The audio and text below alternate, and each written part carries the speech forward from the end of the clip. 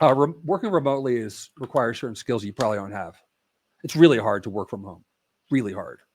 And you also don't learn as much, not nearly as much when you work from home as you do when you're in an office and you are in 3 dimensions and dealing with people face to face and in meetings and in the warm up and the walk around and the lunchroom and all that stuff.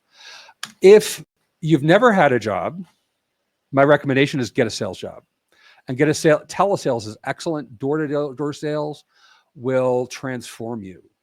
You don't like, you actually may find that you're really good at sales and you can make a lot of money at it, you enjoy it.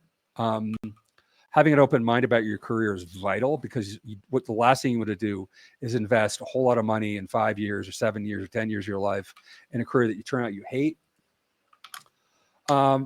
Create habits now around your body. Exercise, sleep. I'm not good at this. Sleep habits, going to bed at the same time every day and getting up with an alarm clock. If you can do that, you are way ahead of a lot of people. I've invested considerable amount of time in Vipassana meditation. There are retreats for free. They're some of the hardest things I've ever done and excellent for building meta skills. And then last thing in terms of tips, and then I'll wrap it up and the rest you'll get in my notes.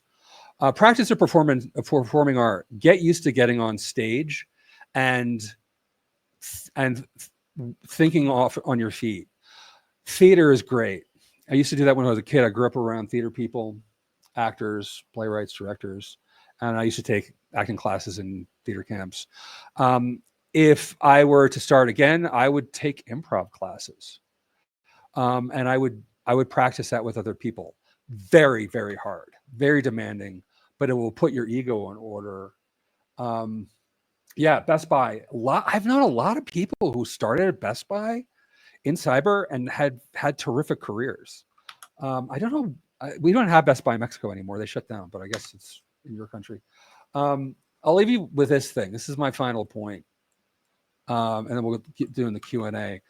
I give this advice to a ton of people, like all the time. And 99% of people who hear it, even those who say, yeah, like that's it, that's the way, like they don't take the advice, they don't act on it. But here's the thing.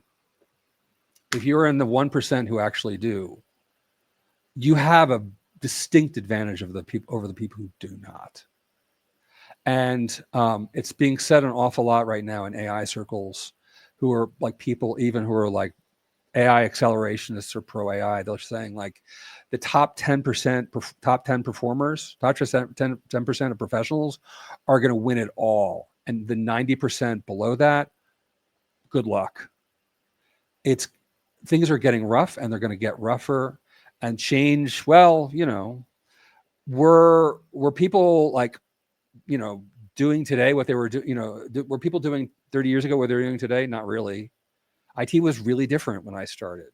And it's just accelerating. The change is getting faster. This is why I start with meta skills, the ability to learn and adapt and to work hard and to sacrifice and to say no to the nonsense and to say yes to a few things and drive very hard on those things and to take that seriously and to not be like everybody else and to not take the advice of people just because they're good at marketing. That's where most of the advice is coming from.